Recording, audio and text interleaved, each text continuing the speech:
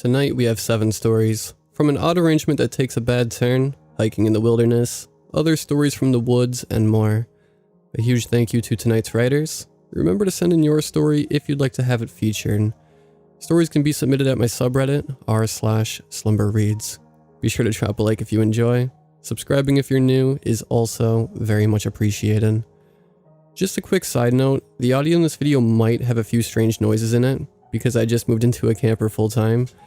This is something I've been considering doing for a very long while, and I found a pretty nice one for pretty cheap. It has everything like a full bathroom, a full kitchen, an actual bedroom. It's actually pretty nice, and I'm really excited to be able to go out and travel. Like I said, there are a few noises, like, if the wind hits it hard enough, there's like a squeaking noise and stuff like that. Hopefully those are things that I can get figured out over time, and I hope you guys are willing to bear with me. But yeah, I'm really excited for the future, and I'm really excited to keep this channel going in the same format that it's always been done. But enough about me, let's get on to the stories. I hope you guys enjoyed the video, stay safe out there, and as always, I hope you all have a great night.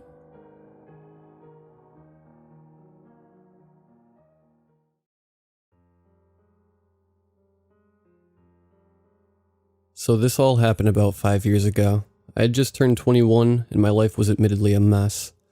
The night of my birthday I went out and got absolutely hammered, and my wasted ass decided it would be a great idea to cheat on my girlfriend with her best friend. Once word of what I did went back to her, she dumped me and kicked me out of our apartment. On top of that, she took most of our friends with her.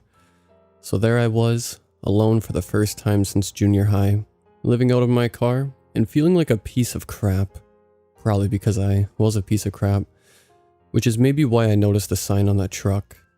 It was printed on the back window, and I must have seen it a million times as I came into work, but this was the first time I really looked at it. It read, "Help, need kidney, type O," and then some contact info. Now I'm not all that spiritual or anything, but I realized as I read that sign that I had built up some seriously bad karma, and given that I have type O blood, maybe now was the time to do something good for once. So I gave the phone number a call. Worst case scenario, I'd change my mind and just pretend like my doctor told me I couldn't do it or something. On the other end was a very bubbly woman who seemed overjoyed that I had phoned.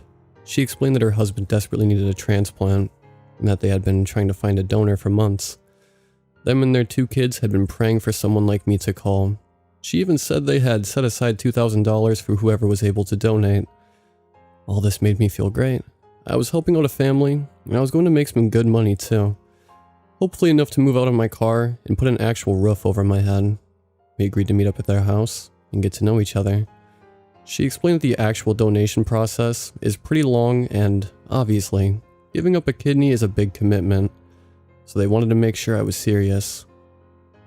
I put the address in my phone, and that weekend I drove out to their place. They wanted us to meet up at 7, and because it was late October, that meant that it was going to be pretty dark by the time I set out. Following my phone's directions, I soon left the city and found myself down a series of winding country roads. By the time I reached their address, it was pitch black out.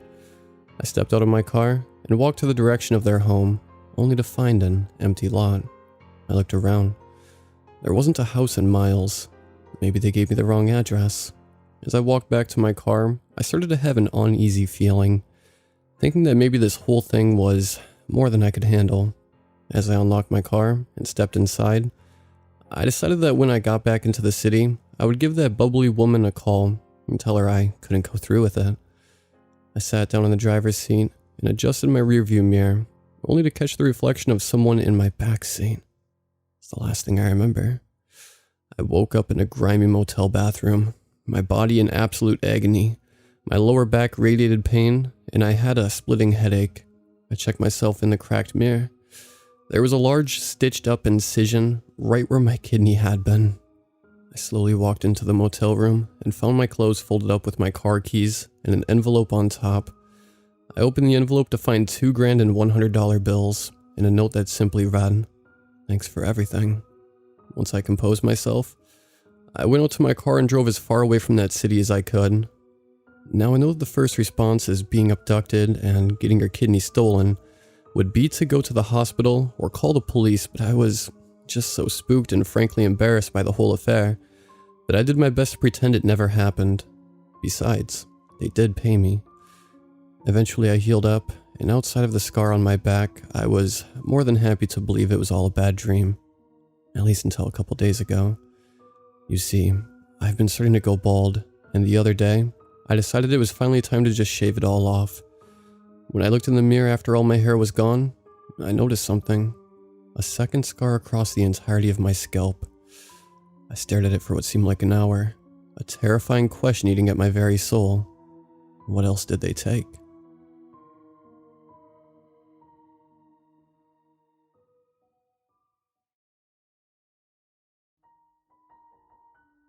My boyfriend Tyler and I live in Silver Pine Ridge, a small town at the foot of Buffalo Mountain, Colorado. It's a resort town, so between the months of June and September, it can get pretty crowded. If, like me, you're lucky enough to work in the bar of one of the only chain hotels in town, the season can be relentless. Fortunately, the benefit of living in a resort town is the very reason that people flock here in the first place. The White River National Park lies 15 miles from town. It's one of the most beautiful areas in the whole of the United States, with luscious forests, turquoise rivers, and gushing waterfalls. Tyler grew up here, and although I only moved here a couple of years ago, I've been hiking with my dad since I was a kid, so when tourists flock to Silver Pine Ridge, and our little town becomes stifling, there's nothing better than packing up a few days' worth of supplies and heading out into the wilderness. Tyler suggested the hike. I'd just come in from a grueling 2 weeks at work without a break, and collapsed into an exhausted pile at the foot of our bed. He looked over and smiled in sympathy. "You look like shit," he said, and I growled and chucked a pillow at him. He laughed, dodging out of the way, grabbing my arms and planting a gentle kiss on my forehead. "Just kidding," he said. "You always look great, even if the bags under your eyes have bags of their own. But do you need a break? I already asked at work and I can take a few days vacation next week. Do you reckon you can swing it with John?" I considered this for a moment. My boss, John, was known for being a bit of a hard ass, but he liked me, and I was definitely due some time off. "No harm in asking, right?" I replied. The next week we loaded up the car with supplies and set out towards one of our favorite trails. We pulled into a parking lot about half a mile from the start, put our backpacks on, and set off. While we were walking up, Tyler pulled out his map and studied it for a moment. On shorter hikes, we stuck to the beaten path to get as much hiking time in as we could. But when we had more time, we tried to be a bit more adventurous. "So," he said, as he traced a route over the waxy paper with his fingers. "If we follow the usual route up to Bear Cove, and then take a left up through this area." I looked down at the map and nodded. "Looks good to me. We should see if we can make it there by tonight," I said, pointing at a small clearing on the map. John said it's a great camping spot, and there's a lake with a waterfall, and it's secluded. I trailed off, raising my eyebrows suggestively. Tyler grinned and looked down at his watch. "Sounds like my kind of place. And it's a reasonable distance. We'll get to Bear Cove by about 11, so I reckon we can make it there by 5 with plenty of time to explore." Having agreed our route, we set off and, as predicted, made it to Bear Cove just after 11. We took a left from there, and spent the next couple of hours walking through lush, untouched wilderness. As we walked, I could feel the stress of the last couple of weeks melting off me like dirt in a hot shower. I'd almost completely wound down when Tyler's voice interrupted my calm. "Hey, look," he said, and pointed towards a clearing in the thicket. Through the dense woodland, I could see the whitewashed boards of an old farmhouse poking through the branches. "Come on, Lauren, we have to check it out," he said, turning to me, eyes gleaming. I looked back toward the old run-down building and hesitated. "I don't know, Tyler. It looks a bit..." I paused and made a face, and he grinned. "I'm here to look after you, babe. Don't worry. If any crazy, pitchfork-wielding farmers attack us, I promise I'll protect you." I hit him on the shoulder. "Great, thanks. Now you've definitely set this up for a horror film." He laughed at me, and I continued. "Luckily for me, if this was a horror film, you would definitely be killed first. So really, all I'd have to do is make sure to outrun you." He laughed, and I set my pack down on the grass.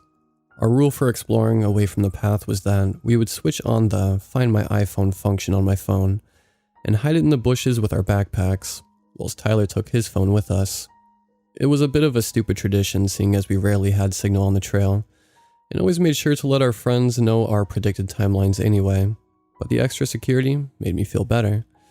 Tyler swung our backpacks into the bushes, grabbed my hand, and pulled me toward the house. We walked up a wooden fence that marked the perimeter of the property and hopped over it. It took us 10 minutes to walk up through the long grass of what must have been the front lawn, and the closer we got, the clearer it became that the house was long since abandoned. When we arrived at the front porch, I raised a hand and tentatively knocked on the front door. Tyler snorted in, leaning past me, tried the handle. The door swung open, creaking on old hinges, and stale air wafted from the house. I wrinkled my nose and stepped into the hallway. "Hello?" I called out, the sound hanging dead in the air. "Anybody in here?" shouted Tyler, but only silence greeted us. I smiled at him, indicating with my expression that he'd been right, and made my way further into the house. From behind me, I heard him open up one of the old wooden doors, and I pushed another open to my right. I walked into an old farmhouse kitchen that would have been picturesque had every surface not been covered in a thick layer of dust. Next to the kitchen counter was a dining table and 4 chairs with intricate patterns carved into the wood, and opposite me on the windowsill was a framed photograph. I crossed the room and picked it up, studying the photo closely. It was black and white and showed an elderly couple standing next to each other in front of the old house. I shivered, wondering why this particular picture had been left behind. There was a squeak on the floorboards behind me and I stiffened. Before I could turn around, a hand clamped over my mouth. Hot flesh muffled my screams and, in my struggle to get away, I dropped the picture and heard the glass smash as it hit the floor. The hand released me and I spun around to find a sheepish-looking Tyler and a hidden panel door connecting the kitchen to whatever room he'd been exploring. "You asshole!" I shrieked, shoving him away from me, the force pushing him back into the table. "I'm sorry, it was a joke. I didn't think you'd freak out so much. You didn't realize that if you snuck up behind me in an empty room in a deserted house in the middle of nowhere, that I would freak out?" I said incredulously. He looked at me, and I could tell he was trying not to laugh. "Fuck you, Tyler." I stormed out of the kitchen, adrenaline and anger pounding through my veins. I walked out of the house, the front door ricocheting off the wall and slamming shut as I marched towards our backpacks. It took a few minutes for Tyler to catch up with me, and when he did, he was slightly out of breath. "Babe, slow down," he said, grabbing my hand. "Leave me alone," I said, trying to shake him off. "I really am sorry. It was just meant to be a joke." He pulled gently on my hand. I slowed down and looked at him. "Honestly, I didn't think you'd be so scared." He looked so earnest that I just shook my head at him and sighed. "Okay," I said. "I know, I believe you. And I may have overreacted slightly, but you know I have a crazy imagination." He grinned at me, looking suitably abashed, and slung his arm around my shoulder. "Well, you know what the good thing is?" he said, and I turned to look up at him. "What?" I said as we squelched through the dewy grass towards our hidden backpacks. "At least we..." He stopped as something creaked beneath us. We looked down. "Lauren?" he said, and his eyes widened in shock as the ground beneath us crumbled and gave way. I must have blacked out because when I opened my eyes, I saw a blurry version of Tyler in front of me. "Thank God," he gasped and pulled me to him. A sudden movement made my brain feel like it was sloshing against the walls of my skull. I turned my head and vomited into the dirt. Tyler tried to stand and fell back to the floor, hissing in pain. "Lauren, you have to find a way out of here," he said through gritted teeth. I shook my head wildly, sending waves of pain crashing through my brain. My vision was blurred, but as I concentrated on him, he came slowly into focus. His face was contorted in pain, and there was blood seeping out from a deep gash in his shin. I swallowed. "Lauren," he said, gently pushing my hair away from my face. "This is just going to get worse. We have to get out of here." Sunlight poured in from the hole that we'd fallen through, illuminating the cave. It was wide and almost perfectly spherical. In front of us was a sloping bank down to a pool of water, and off to the right was a tunnel leading out of the cave. Bits of grass and rotten wood littered the floor around us. and Tyler caught me looking at them. The farmers must have boarded it up before leaving. His voice echoed oddly in the cave. Over the years, grass grew over it, and the wood rotted. We couldn't have known it was there. His soft tone did nothing to calm the panic simmering in the pit of my stomach. But what if they did it on purpose? I whimpered, my voice high. What if they've trapped us here? Tyler's eyes widened in surprise. My heart was pounding against my chest. Out of the corner of my eyes, something shifted in the darkness and I screamed. Tyler reached out to me, and I batted his hand away, my breath coming in harsh, irregular gasps. Tyler, I just saw something move. We have to get out of here, I said, and pushed myself to my feet. The movement set my head spinning, and I stumbled and fell against the wall of the cave. Tyler grabbed hold of me and pulled me down until I was sitting next to him. His warm arms snaked around my waist, pulling me into his chest and holding me there until my breathing evened. Lauren, this area is full of cave systems and shallow mines. You know that. His voice vibrated through the warmth of his jacket. I closed my eyes tight. I did know that. White River National Park was famous for its intricate cave systems that ran below the surface. I'd been hiking these trails for 3 years. Hell, Tyler and I had even explored some of them. I swallowed back the rising fear and tried to refocus. You're right, I said, my gaze falling back to his leg. Shit, Tyler. I know, he replied, his face serious. If I could find a way out, you know that I would, but I don't think I'll get far with this injury. I nodded again and grimaced as the pain in my head flared up. He looked at me concerned. Is your head okay? He asked. I moved my fingers to the back of my head and gingerly brushed the skin at the base of my skull. The pain was instant and sharp, and I winced. Tyler took hold of my hand and turned it around. There was blood on my fingers. Oh God, he said, his warm hands wrapping around mine. How do you feel? I shrugged, trying to keep my head as still as possible. He nodded, and we sat in silence for a few moments, the only noise the sound of water lapping gently at the bank. Okay, Tyler muttered to himself, and I looked at him. Our eyes met, and he gave me a small smile. Grasping a hand on either side of the wall, he grimaced as he pulled himself to his feet, careful to keep his weight off his injured leg. What are you doing? I whispered. One of us needs to find a way out, he said, gingerly putting some weight on his injured leg. A thin sheet of sweat broke out on his forehead as he practiced hobbling forward. His leg buckled from the strain, and he fell back against the wall. I pushed myself up to my feet. The dizziness was still there, and my head was pounding, but I could stand. I walked over to him. I'll go, I said, and he shook his head. I took his hand. You're messed up, Tyler. You can barely walk. I looped my arm around his waist and helped him lower himself down to the floor. I'm sorry, he said, and I smiled at him. It's okay. My words heavily contrasted with the churning fear in my gut. I've been caving with my dad before. I'll be okay. He smiled at me weakly. He slid his hand into his pocket and pulled out his phone. Take this, he said, and I shook my head. No, it doesn't make any sense. When I get to the surface, we might need the signal to find you.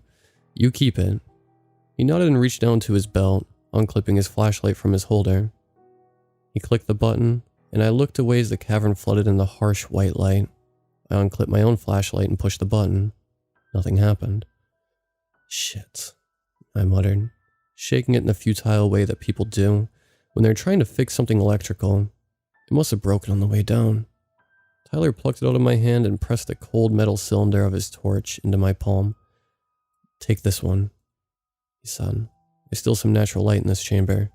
Besides, I have the torch on my phone if I need it. I nodded at him, and the movement sent shock waves of pain through my skull. I closed my eyes, and when I opened them, Tyler was studying my face, his expression grim. He held out a hand to me, and I took it. You're going to be fine, Lauren. I gave him a shaky smile. His hand gripped tighter onto mine, and he returned the smile. You can do this. I love you. I nodded at him. I love you too. He let go of my hand, and I turned away from him before he could see the fear in my eyes. I walked out of the cave, the sound of rumbling water echoing off the rocky walls. My boots slapped wetly against the floor as I made my way through the dark. As I walked, the caves began to narrow around me, and panic constricted in my chest as I came to a dead end.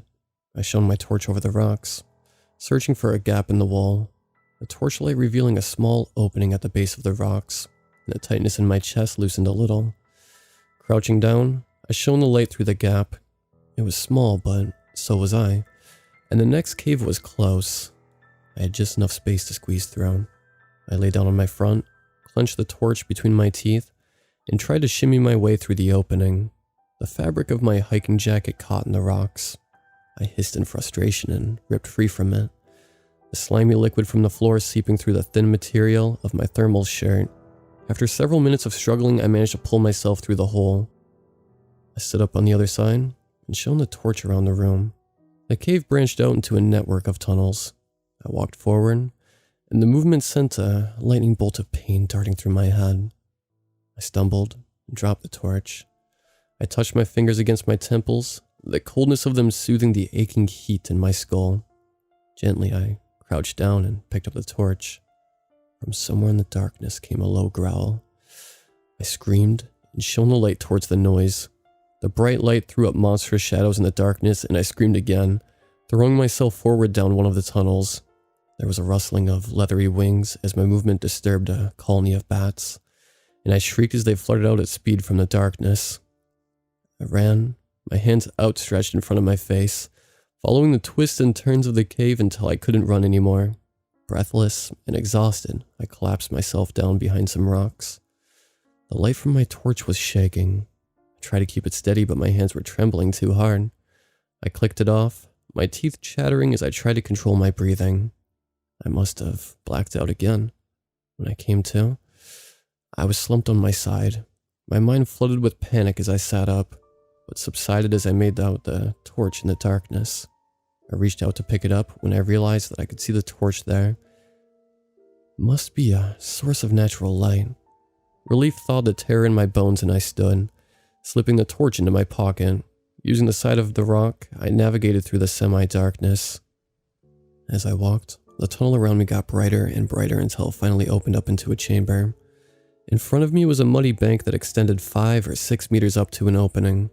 The bank was steep, but from my position at the edge of the tunnel, I could see grass beyond. My heart swelled in my chest, my head felt clear, and the sharp pain had morphed into a dull throbbing in the base of my skull. I approached the bank, drew a deep breath, and took a running start up the bank. I made it about halfway up before the mud beneath my feet betrayed me. I slipped and tumbled to the bottom. My head pounded with renewed vigor as I lay dazed on the floor. I stood up and looked back cautiously into the darkness of the tunnel. I felt calmer than before, but the residual terror tapped over my skin like icy fingers. The growl that I'd heard was probably some kind of wild animal. And it was trapped down here too. It would probably be hungry. I swallowed back my fear and surveyed the bank in front of me. I needed to get out of here before it found me. The mud on the bank was thick and wet, but nettles and plants lined the surface. If they could take my weight, then maybe I could use them as aids to pull myself to the surface. I grabbed onto one of the plants and tugged. It seemed sturdy enough. I started to carefully pull myself up. My fingers stung as I reached up and grasped onto a nettle and winced, but I held on tight. At last, I was near the top. I reached out and grabbed a root. There was a deep rumbling noise from the darkness below, and as I pulled myself up, something grabbed my foot.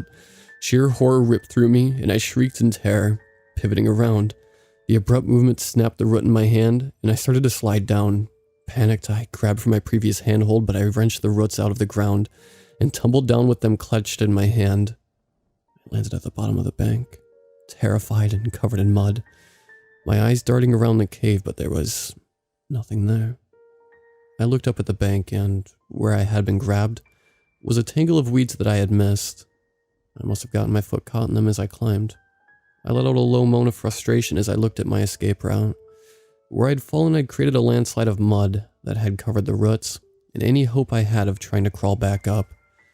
I let out another moan and put my head in my hands. I sat there for a while, rocking back and forth, and eventually stood up. I needed to get out of here. I needed to stop jumping at shadows. I thought about Tyler and the pain in his eyes as the blood seeped from the gash in his leg. I turned and walked out of the chamber. I needed to find another way out. There had to be another way out. I walked slowly, keeping my torch on and ready as I returned back into the tunnel. My left hand trailed against the cave wall as I walked. The light fell upon an opening in the side of the wall that I had missed on my way past it the first time. I shone the light towards it and saw a narrow tunnel that extended past the reach of the light. I turned to the side and edged down it carefully. As I made my way into the tunnel, the sound of rushing water amplified until I finally made it through to a high-ceilinged cavern. A fast-flowing river rushed through the center of the cave that was lit up by an opening at the top. Relief flooded through me. Snaking around the edge of the chamber was a thin ledge leading up to the exit. I walked over to it, addressing the way out. I'm not a great climber, but if I could get up onto the ledge, I'd be able to shimmy my way along it toward the exit. I reached up, and the ledge was just within touching distance. It took me a couple of jumps before I was able to get a good grip, and I managed to heave myself up onto the ledge and stand up, pushing myself back into the wall as much as I could. I started to edge along. The ledge was thinner and more slippery than I realized, and my heart pounded against my ribs as I shuffled along and ascended higher.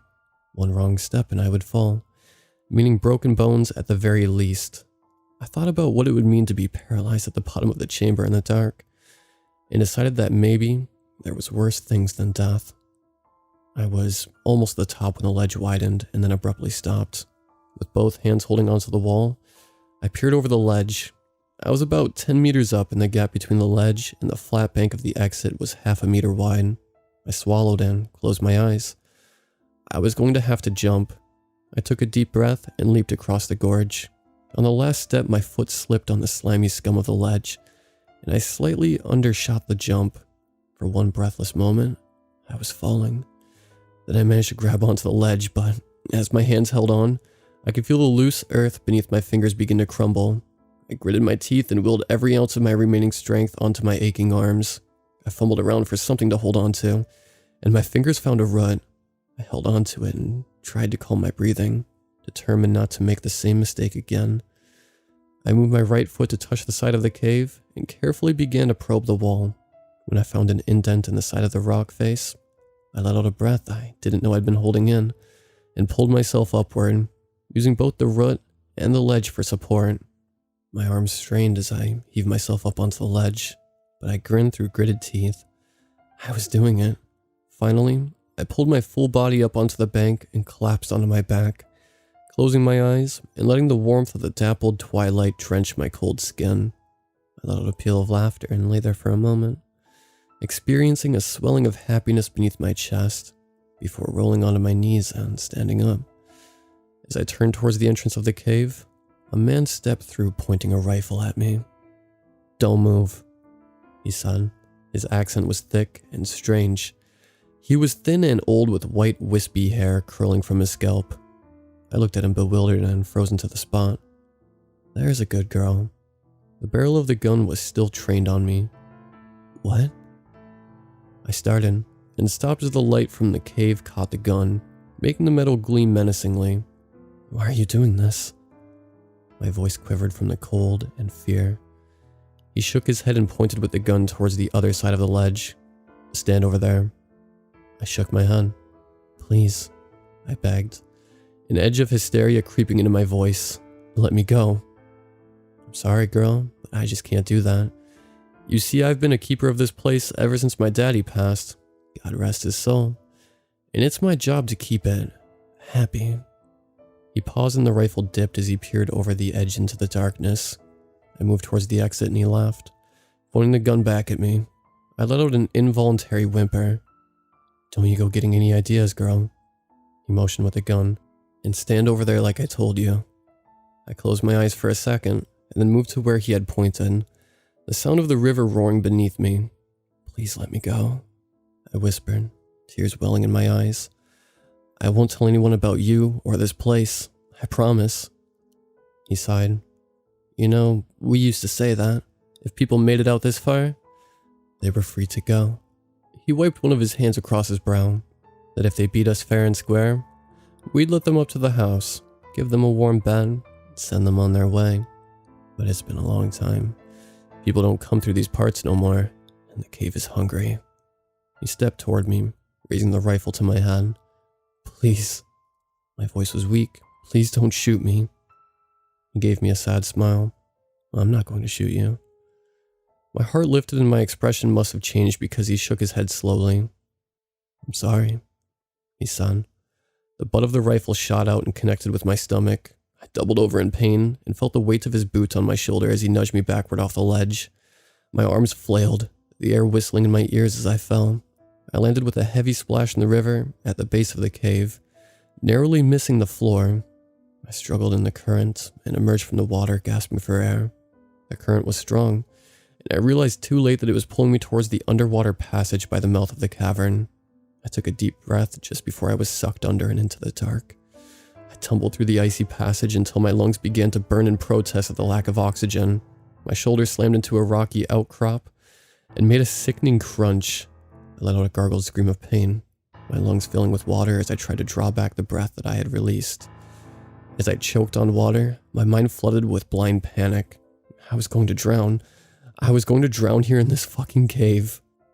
Suddenly, my head broke the surface and I coughed violently, expelling the warm water from my chest. I gasped, swallowing thick, painful gulps of air down my windpipe and into my burning lungs. The current had subsided, and it carried me gently along as I coughed and hacked, until I bumped against a sloping bank. I blinked against the dim light, and, using my uninjured arm, clawed my way up the bank and out of the water. I rolled onto my back and closed my eyes, my chest heaving. The freezing water had soaked through my thick hiking gear, and I began to shiver in the cold. That's when I smells it, that unholy smell of iron and waste. I let out a small whimper and opened my eyes, rolling onto my side. It was in the cavern that we'd first fallen through, and in the corner under the dusky light that filtered through the hole in the ceiling sat Tyler. He was right where I'd left him. As my eyes began to adjust to the dim light, I could see the whites of his glassy eyes that stared past me, empty and motionless. His face was untouched, frozen in a mask of horror. Just below his collarbone was a mess of blood and bone, and his stomach cavity was empty. A trail of blood and flesh trailed out of the cave along the same path that I had taken just a few hours earlier. Using the last of my strength, I crawled towards him, covering my mouth to keep from screaming. I pulled myself up so that I was sat next to him on the side of the floor that wasn't drenched in blood. Tears welled up, and I swallowed back a gag as I gently dipped my hand into his pocket. My hands clasped around the cold metal of his phone and I pulled it out. 30% battery. So that's why I'm typing this warning. I know that it's now a matter of time until whatever killed Tyler comes back for me. That's if exposure doesn't get me first. I'm not sure how long it's been since we first fell down here, but I can already feel my body beginning to shut down from the cold. I don't know if anyone will ever find this, but if you're reading this, please be careful when you're hiking. Stay close to what you know, and don't stray off the beaten track. And if you come across an old, weather-beaten farmhouse about 40 minutes from Bear Cove, run as fast as you can, and never look back.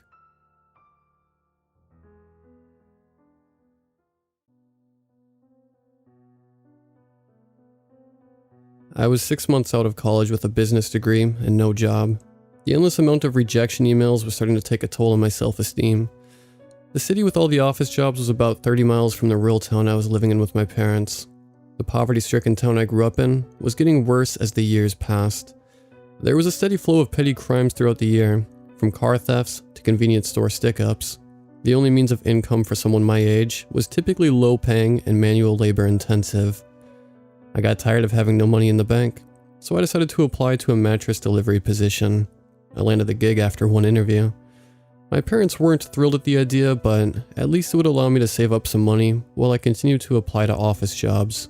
My father, a local car salesman, and my mother, a stay-at-home mom, were both supportive of me and longed for the day I made it into the city and out of our dump of a town.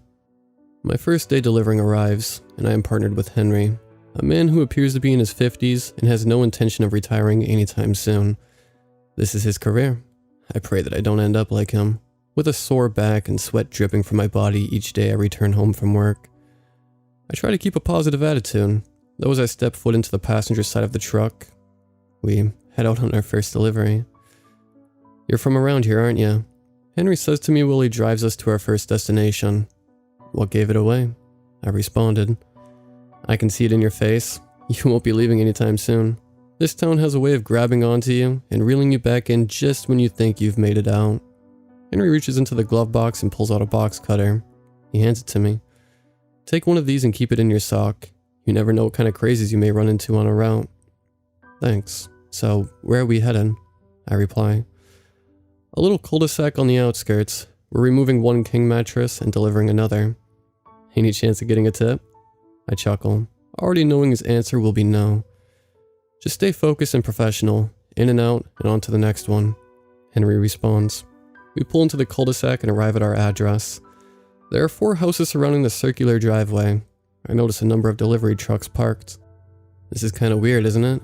Everyone getting a mattress on the same day." I say to Henry as he parks the car and turns the ignition off. "Well, I know these houses were run down and vacant for years. Looks like they fixed them up and found buyers all around the same time," Henry responds. "The neighborhood is quiet, and I don't see anyone outside. The other crews must be inside, setting up the beds or something." Henry and I approach our house. I knock on the door, and a woman opens. She welcomes us inside and brings us to the master bedroom. My gaze immediately fixates on a blood stain the size of a hand on the bottom right corner of the mattress we are removing. The woman leaves the room to give us space. "Henry, you see this?" I whisper to him and point at the stain. He ignores me and motions for us to start carrying the mattress out of the room. Together, we carry the mattress and load it into the truck. We return to the bedroom with the new mattress and place it on top of the bed frame. Henry and I return to the car to get the paperwork. "I'll stay here. Better chance at a tip with a young guy like you bringing it to her." Henry smirks and hands me the paperwork. I return to the front porch door, glance inside, and notice the woman standing in the kitchen, a little bit past the living room. She tells me to come in. "Here you go. Just need a signature here on the bottom." I hand her the paper and a pen. "Would you like some lemonade? It's freshly squeezed," she says. "No thank you, but thanks for the offer," I reply. She signs and hands me the paperwork. When I return to the truck, Henry is nowhere to be found. I have no clue where he has wandered off to, so I knock on the woman's front door to see if she might know. "Hey, sorry to bother you again. Do you happen to know where my coworker went?" I ask her. "Oh, as a matter of fact, I do. He's in the backyard sipping on some delicious homemade lemonade. Hard to resist on a sweltering day like today. Why don't you come on back and have a glass?" Henry must have walked around the house to the backyard. There must be someone else this woman lives with who invited him over from out back. I follow the woman and step outside. I don't see Henry. Something crashes against the back of my head. I drop to the ground and pass out. When I awake, the brightness of the sun is almost blinding. I quickly realize that I am tied up to a mattress. My mouth is covered with tape and my chest is bound by rope. I turn my head to the left and right. There appear to be mattresses on both sides of me, as well as below me. Every mattress has someone tied to it. It looks like we are out in the middle of the street. I lift my head up and see Henry on the mattress in front of me. I can hear a woman's voice start to approach from behind me. It sounds like the woman who offered me lemonade. Another voice from the left, another from the right, and one more near the base of my feet. I look around and see 4 women surrounding the mattresses. They are all wearing black dresses. I try to slither out of the rope, but I'm unable to get any traction. I pause my efforts to see what the women are doing. The 4 of them raise their hands in the air and look up at the sky. "We bring you an offering. Take them and set us free," the woman behind me says. The 4 women focus their attention on Henry. As he starts to squirm, the women's eyes turn marble white. My heart starts pounding as Henry's mattress floats up in the air towards the sky. As Henry vanishes, one of the women collapses to the ground. When she stands back up, I notice her eyes are back to normal. The other 3 women rush up to her and hug her. "You see, it really works. Only 3 more to go," one of them says. I hear a car approaching from down the road. I look up as it pulls near us. I can see a dealership sticker on the window. It must be my dad going on a test drive with someone. The women turn their attention towards the car as it pulls up next to us. My dad steps out of the passenger side. "Tyler, is that you?" he shouts. I nod yes to the best of my ability. As the women slowly walk towards my dad, I'm able to reach just far enough into my sock to grab the box cutter. I cut myself loose and cut the ropes for the other two men. The women are inches from my dad now, so he hops back into the car and the driver starts backing the car up slowly. The women turn their attention back on the two men and I. As they walk towards us, the three women with white eyes are plucked from the ground and launched into the sky, slowly fading away from our sight. Their shrieks are overwhelming even as I cover my ears. A few seconds pass and the sound is gone. I look at the one remaining woman. I'm sorry. She continues to say as tears run down her cheeks. My dad yells out the window, pleading for us to hop in the car. The two men and I hop in the back seat as the car drives down the road, creating a bit of separation from the one remaining woman. My dad tells me the cops are on their way. We sit in the car and watch the woman who has not moved. The cops eventually arrive and arrest her. A year passes and I hear that the woman still has not said anything to the cops about what went down that day. I of course decided to quit my mattress delivery job immediately. I joined my father at the dealership and got some selling experience. With that experience, I was recently able to land a software sales job in the city. And for Henry, well, nobody in town seems to believe me when I tell them what I saw with my own eyes. Deep down, I feel like Henry saved my life that day, and for that, I am grateful. As far as getting a good night's sleep after experiencing the events of that morning, I've made it a habit of sleeping on a couch instead of a mattress. It just feels right.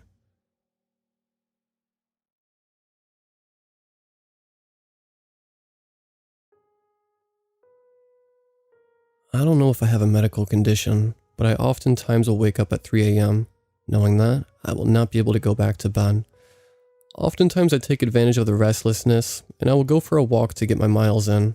I live close to a trail that was once a railroad system. The old railway system that is now a trail connects over 100 miles throughout the Philadelphia suburbs. I ventured outside and was delighted there was a bright moonlight, since the daylight hadn't emerged yet. The part of the trail I was on surrounded by trees, and a river with no houses in sight. Of course, there is typically no one else on the trail this early in the morning. I continued to walk my typical route and I eventually saw a figure of a person come closer to my direction. Being that I'm a taller male, I'm apprehensive but not overly scared. I try my best to not make eye contact to not engage this person. However, I glanced over and noticed he was a boy not older than 14. He seemed like he was a little bit lost, or a little bit frightened. Because he was virtually a kid, I couldn't ignore him. I said, "Are you alright?" He said, "I want to go home." He was wearing a white t-shirt with old Levi jeans. In Pennsylvania there are Amish, Mennonite, suburbanites, Philadelphians, farmers. So it's not always easy telling someone's class or money worth just by looking at them. This kid definitely didn't seem like he came from a wealthy suburban development. He had a crew-cut haircut and didn't have the same edginess that most 14-year-olds develop. He eventually responded to me, "I just want to go home." I asked him where he lived and he told me he had just walked miles from his parents' house and now he was heading to his uncle's house. I said, "Why didn't you just stay at your parents' house?" He responded that, "They can't feed me, they have no money. My mother gave me biscuits and told me I had to leave." I was shocked on many different levels. What a terrible thing for a kid to have to deal with. Why didn't his parents have food stamps? How can you throw out your own young son? I didn't want to leave this kid without knowing he was going somewhere safe. I inquired about his uncle's house. The boy told me he couldn't go to the 7th grade because he had to work on his uncle's horse farm. He said that he had to work all day, mostly tending horses in exchange for food. Once again, I'm perplexed. I didn't know the child labor laws, but it definitely didn't seem right. I pointed where he was going. It was a trail through the woods, which he said led to his uncle's farm. I know the trail, but I don't know every piece of land in the area. I also know that most of the farms were sold off years ago, when farmers learned they could sell their land for a small fortune for what is now coined urban sprawl. The boy continued through the woods, and I felt really depressed hearing the plight of the young boy. I continued towards home. Now the sun is starting to emerge with a thick layer of fog emerging. Once again, another figure of a person emerges. This time it's a young man in his later teens. I really don't want to engage him. I just want to go home, but he looks completely lost. You never know what someone's angle is, but he looked genuinely lost. Like the young boy, He appeared different as well. Very simple, almost like he's never seen an R-rated movie. He told me he was walking for hours trying to get to the train. I thought to myself, why is he here? The trains here are long gone. The tracks don't even exist. The closest train is about 15 miles away. I explained this to him. He replied he must have taken a wrong turn somewhere. I then asked what direction he came from, and he pointed north. Again, I think to myself there's not a train for about 40 miles. There hasn't been one since they ripped the tracks out years ago. I asked, where did you need to go? And he said that he was on leave from the army and had to get back. He said he finished his training in his company battalion, was headed to Europe. Well, I said, that's a much better place than Syria or Afghanistan. He looked at me like he had never heard of those places. I told him it would take about a 6-hour walk to get to the closest exiting train, and he continued in that direction. At this point, I'm completely perplexed. Of all the years I've been walking, nearly no one ever stops to talk, and here I had probably the 2 strangest encounters that I've ever engaged in. Eventually, I got home. My wife and kids woke up. My wife was focusing on getting ready for work, and was only half listening to me. Later in the day, I met up with my grandmother, and explained the 2 individuals that I met on the trail. As I continue to tell her what I encountered, she starts to cry. I'm now baffled why she's crying. Then she says, "That was your grandfather." I said, "What?" She said during the Depression he had to leave his house because his parents had no money, and later on he went to Europe for the war. My grandfather died over 20 years ago. I went back on the trail and retraced my steps and followed the path the boy took through the woods. I then approached a suburban housing development. I say to myself it's possible the boy walked through this development, but I really can't imagine a farm being close to this area. To this day I'm left wondering, who were the 2 individuals I met on the trail? I should have asked them more questions. I've never seen them again.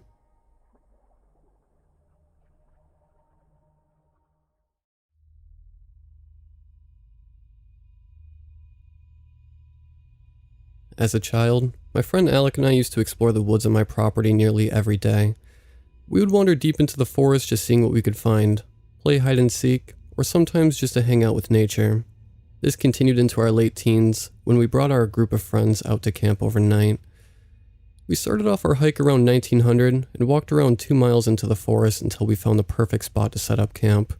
A wide open clearing, close to dusk. Alec started to unpack and set up the tent while the other 4 of us set off to find suitable firewood among the tall trees. By the time we had gathered enough wood and made it back to camp, the sun had almost sunk completely below the horizon. I had the responsibility of building the fire, which I had done within about 15 minutes. Once camp was complete, we were sitting around the fire chatting and roasting marshmallows for s'mores, when Justin brought over the cooler of beer and liquor his dad had bought for him. We had taken several shots, and were working on a beer when we decided to tell campfire stories. This went on until around 0200, when we drunkenly stumbled to the tent to call it a night. I woke up with a start when I heard a cackling out in the woods, which had scared me to my core. I shook Alec awake and asked if he heard it too, and he did. About this time, the others had woken up from our talking, and I could see the concern growing on their faces, confirming they all heard it as well. "Who's out there?" Justin called out. The only response was the abrupt end of the laughter, which unsettled all of us.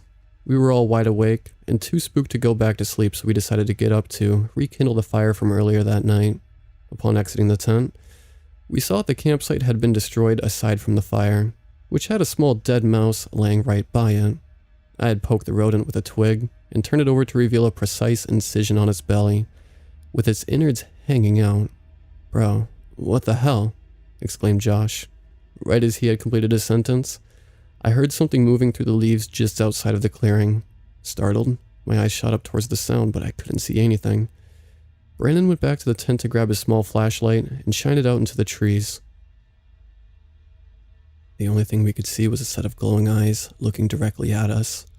The unknown creature quickly stepped behind the nearest tree, attempting to avoid detection. Justin slowly walked towards the creature, trying to better see what it was, until he disappeared out of sight. Less than a minute went by before we heard his screams, but as quickly as it began, it had ended. We tried calling out to him, but he didn't respond. We all sat around the fire waiting for his return, but he still wasn't back when the sun came up. when Justin still hadn't been found. We all set out to look for him, hoping he'd gotten away from the whatever had taken him. After about 45 minutes of looking, I heard Brandon yelling for the rest of us to come help him. When I got there, Justin was hanging from a tree by his wrists, his body covered in shallow, precise cuts. Josh climbed into the tree with a knife, while we supported Justin when he cut him down. He was still breathing, thankfully.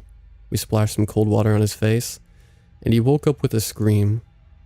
We were able to help him walk out of the forest back to my house, where we got him into the car to go to the hospital. On the way to the hospital, we asked him what the hell happened, and he said as soon as he got out of the clearing, he saw an animal walking on all fours, but very quickly it got onto his hind legs and ran towards him impossibly fast. But that's all he could remember.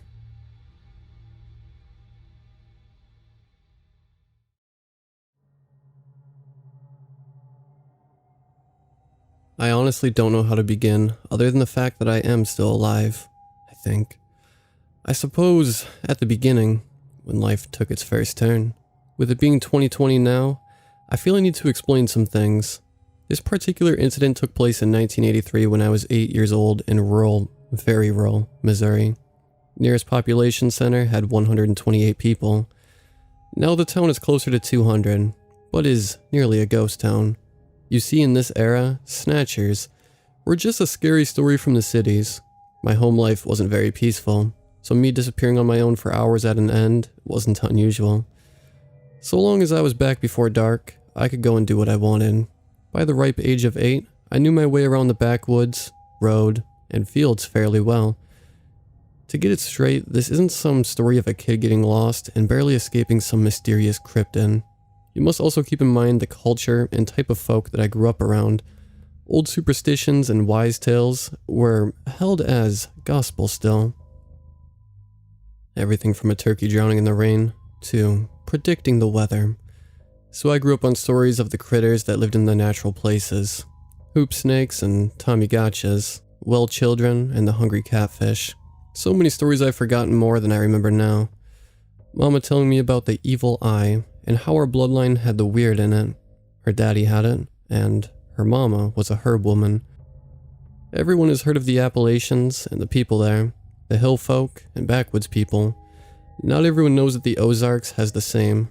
Our hills and valleys still hold families that have been there longer than any can remember, that are there and living as they always have even in this year. I know I sound like I'm starting to ramble, but believe that this knowledge is going to help understanding later on. And if this is read by enough, I may continue on with another tale of life. Then again, I don't really believe many to read this, let alone take it serious. Folks are always saying that there is more to life than the human mind can fathom, and I for one agree. See, there is a whole lot that normal people just simply ignore because to actually acknowledge it would be to admit that reality is so much more. It would be admitting how little control we have in this existence.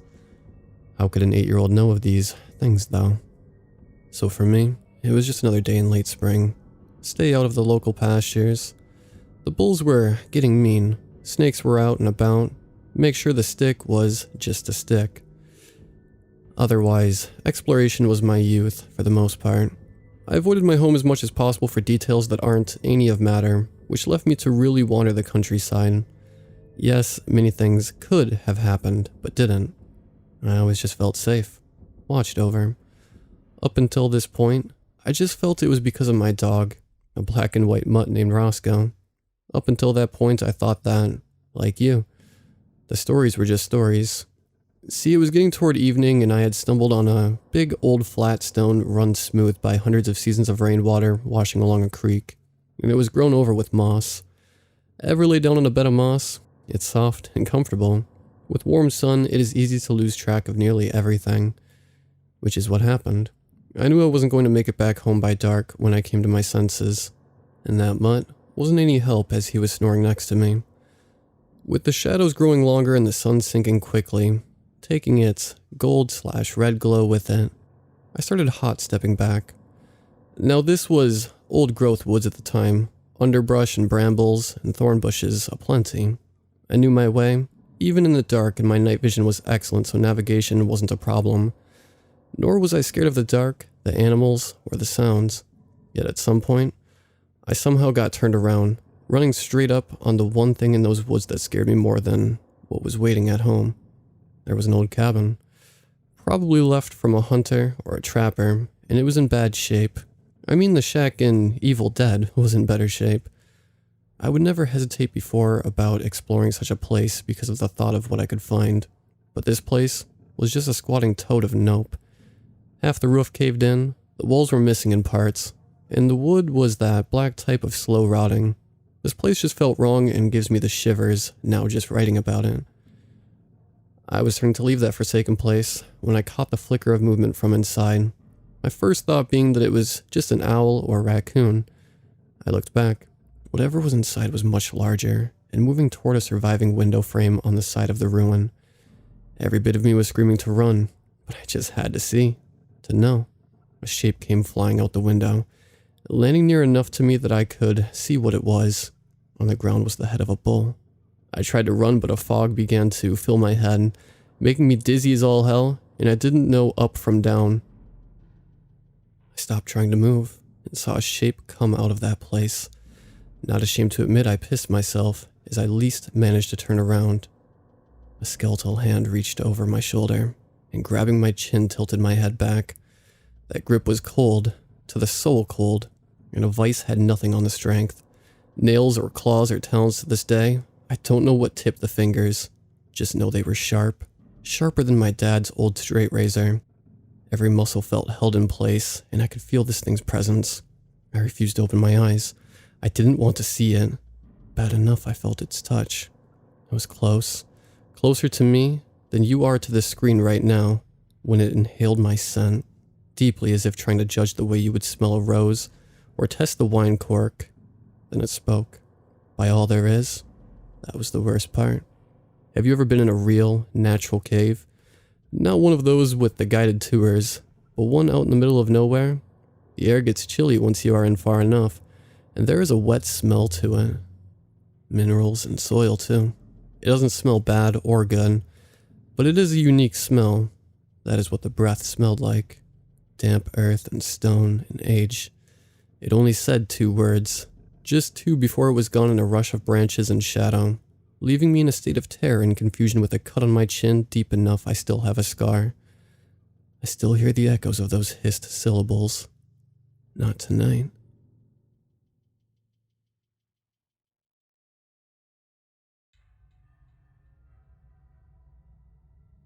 I was legally dead for 5 minutes. The expectation of the afterlife is not what you think. There was no bright light. I didn't see any dead relatives or friends. I sure as hell didn't see God. Who knows? Maybe it's different for everyone, or they fabricated what they saw to block out what they actually experienced. I only felt pain for half a minute before I was able to open my eyes. I was suspended in darkness. There was a heavy pressure on my chest, and there was nothing. Not a single person, object, or sound. It was completely silent. I couldn't even hear my own thoughts. I tried to say something, but not a single sound came out. When I opened my mouth, I noticed small bubbles of air had escaped my mouth and floated upwards. I was submerged in water, yet I didn't sink or float. Confused and frightened, something in the distance slowly sank. I watched as the object continued to sink further and further into the dark abyss, while another floated upwards. Do you know where you are? The voice was loud and clear inside my head. I felt my head throb and ache. You are in limbo. This is not heaven nor hell. This is a place for those who are lost or refuse to let go. The water around me shifted as something circled around me. I tried to say something but had the same results as before. Why do you refuse to let go? Death can relieve you of everything. Doesn't that sound great? I shook my head vigorously. I didn't want to let go because of my family. They needed me. Is that what you think? The voice chuckled darkly. I felt something caress my ankle. They refused to let go. Now look at them. I looked down to see a pale hand around my ankle. More hands reached out from the darkness and grasped onto me. They're getting impatient. The water shifted again as the thing moved to face me. I was shocked to see a featureless blob of black goo. Its tendrils moved lazily in the water. Does my appearance disappoint you? A tendril snaked around my arm as another touched my face. The coldness made me flinch back. The thing laughed and retracted its tendrils. Let's get this over with. I have more souls waiting for me. With a flick of its tendrils, A body floated up from the darkness. I stared wide-eyed at the small little girl in front of me, her face void of any emotions, her skin pale, and her body looked more skeletal than flesh. This poor soul lost her life, a grueling battle with what you would call cancer. The mask moved around the child's frame. It then turned towards me. She's been here for a very long time. I believe it's time for her to leave. Only you can do that for her. The little girl's head perked up with the words leave. A spark of life ignited in her dull eyes. She looked at me with a look of plead. For the last minute and a half, I felt something other than fear and confusion. A strong jab of guilt. The thing chuckled and placed a slimy tendril onto my shoulder. It leaned down and spoke into my ear. If you stay, she can be reborn. If you choose to return to your old life, she'll have to remain here until I decide to let her leave.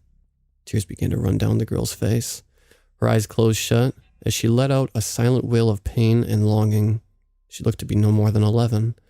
I've practically lived my life while she hardly started to live hers. I was torn. My heart ached for the girl, but yet it yearned to go back to my life, to my family. I was about to agree when the water started to churn. I felt a sudden sense of doom and terror. Somewhere below us, an animalistic roar shook me along with the sudden strong current of water. There were screams and wails of terror and pain. I watched as desperate faces emerged from the darkness, their arms outstretched as they tried to grasp on anything to pull themselves up further in the waters. But something kept them from getting any closer. A large, webbed hand clasped around them and dragged them back down. Another one was grabbed. I watched in horror as a massive head appeared, 2 large yellow eyes, a mouth fitted with rows upon rows of teeth, and gills on the sides of its monstrous head. It looked at us and let out another deafening shriek before it shredded the person in its grasp. Blood along with chunks of flesh and organs floated up towards us. We basically bathed in the gore before the water settled, and they floated back down. I thought it was over. Then the water churned again. This time a single beam of light shone down on us. The being before me growled and swiftly returned to the darkness. The place seemed to shake as large pieces of rock and debris sunk past us.